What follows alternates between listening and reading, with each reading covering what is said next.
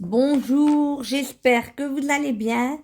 On va aller voir, il te parle, hein. Il te parle par SMS, je suppose, il te parle, tu communiques un peu avec cette personne, ton autre, hein. Vous échangez des SMS, des textos, je sais pas, vous échangez par écrit, hein, mais même par téléphone de vive voix peut-être, c'est déjà pas mal, mais bon.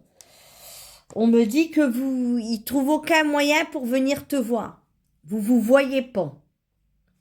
Il fait rien, tu commences à te poser des questions. Est-ce qu'il maintient la relation uniquement pour dire de discuter, genre de temps en temps, pour dire d'entretenir le dialogue, on sait jamais.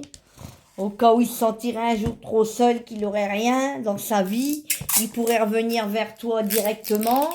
Ou alors est-ce que c'est parce qu'il a peur de te perdre mais qu'il peut pas parce qu'il est pris ailleurs, hein, qu'il est avec quelqu'un d'autre?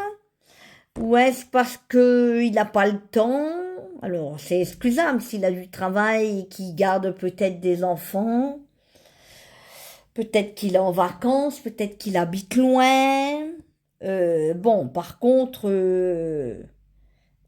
bon, voir si vous pouvez vous voir intimement en direct, quoi, ça serait mieux.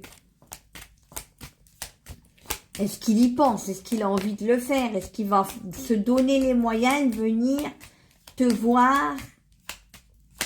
Ah oui, on est des êtres humains, donc à un moment donné, il faut quand même que les choses soient bien concrètes. À moins que le gars, c'est une relation à distance et qu'il habite à des milliers de kilomètres, admettons, je sais pas moi, qu'il habite même à 500, 400 kilomètres, je comprends. Hein, et qu'il n'est pas disponible et qu'il travaille beaucoup, ça c'est normal. Mais admettons qu'il a les moyens de pouvoir venir te voir, il vient pas. Surtout s'il habite pas loin, on me dit. Et qu'il discute un peu avec toi. Limite, quand il a le temps ou quand tu lui envoies un message, là, il faut se poser les bonnes questions. Les questions, là. Hein. Là, il y a un souci. Ou alors qu'ils le disent carrément que tu n'es pas sa priorité. Hein, ou qu'il a quelqu'un d'autre, si tu le sais. Bon, ben, pour moi, c'est temporaire. Pour moi, cette personne, elle a quand même des sentiments pour toi.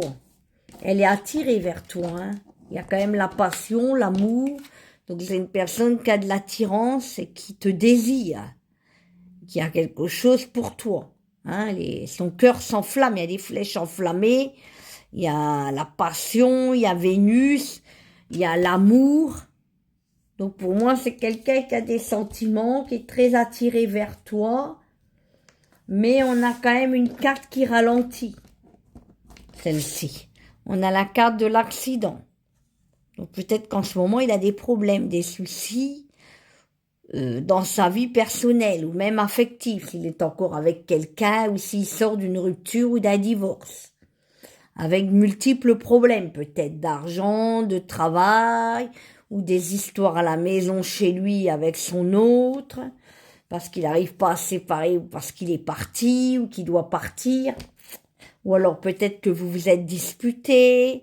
Ou alors peut-être que lui-même dans sa tête ça va pas trop bien. C'est pas forcément à cause de toi. Et on parle de la sagesse. Bon, c'est quelqu'un qui va y voir plus clair, qui réfléchit, qui retrouve le calme, la sérénité avec toi. On a la campagne, la santé, ça peut supposer que c'est durant l'été ou qu'on va retrouver le calme, la paix, la sérénité. Et que cette personne, elle va peut-être venir te voir ou elle va t'inviter. Ça se passe à la campagne, dans une maison. Il y a la nature tranquille. Donc j'ai l'impression que ça, c'est un signe, ça. Vous voyez? J'ai l'impression que vous allez vous retrouver peut-être durant cet été tous les deux. Dans un endroit calme. Peut-être chez toi, peut-être chez lui, c'est à toi de voir. Ou peut-être que vous allez faire une balade dans la nature et que vous allez aller peut-être un week-end ensemble dans un gîte, je sais pas, tant mieux si ça vous arrive. C'est qu'il se sera bougé, ton autre. On a quand même la clé de la destinée. La destinée, donc on va trouver des solutions. Les choses vont quand même, il y a une ouverture. Hein. Ça, c'est une carte très favorable. Hein. C'est qu'il y a une possibilité, il y a une option que ça va pouvoir aller vers le sens où cette personne, elle va venir te voir, te trouver. Vous allez vous revoir, vous voir. Donc, il n'y a pas lieu de se stresser, de s'angoisser parce qu'on me dit la nativité. La nouveauté, un redémarrage, au commencement de projet, quelque chose, une carte solaire. Il y a beaucoup de cartes positives hein, dans un tirage affectif. Hein, parce qu'on a même la carte de l'opportunité, de la chance, et qu'une planète Jupiter, que les choses puissent s'arranger parce que j'ai l'impression que ça commence à bouillonner. T'en as un peu marre ou t'as envie de lui dire que t'en as marre que tu le vois jamais. Et que ça crée des tensions et que peut-être que vous vous êtes déjà disputé à cause de ça et vous avez peut-être même rompu à cause de tout ça. Mais pour moi, c'est bien parti. Hein.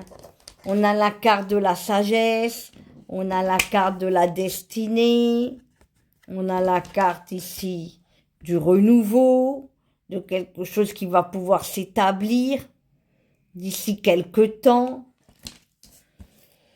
Des cartes solaires, hein. 2 cartes solaires, 2 cartes vénusiennes, une carte jupitérienne et une carte qui vous donne la chance, vous voyez, la destinée de pouvoir enfin avoir la chance de vous revoir. Vous allez voir avec un autre jeu.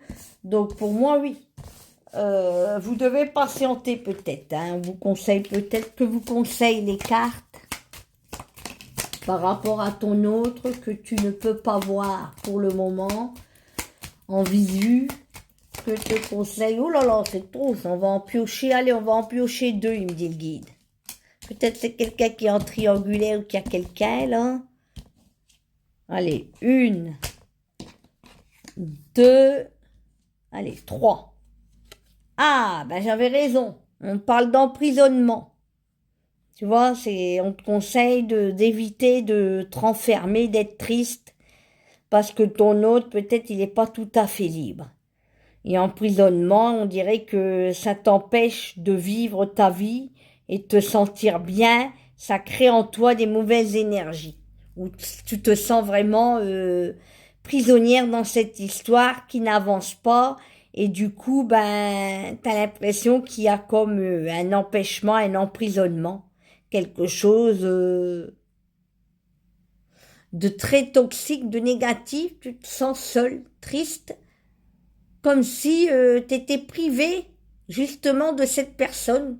De le voir, de pouvoir être vraiment dans cette histoire. Ben oui, hein, le minimum, hein, d'être ensemble, partager des moments ensemble quand on aime quelqu'un. Eh oui, ennemi.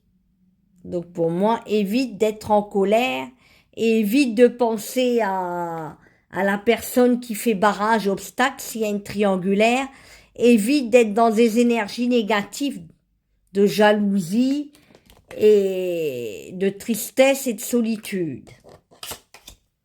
Parce que pour moi, il y a la carte blanche, la carte de la protection. Malgré tout, votre histoire est protégée. Et vous allez y voir plus clair et les choses vont bien s'arranger. Parce que avec une carte de protection, les 2 cartes négatives, c'est temporaire et elles vont s'annuler.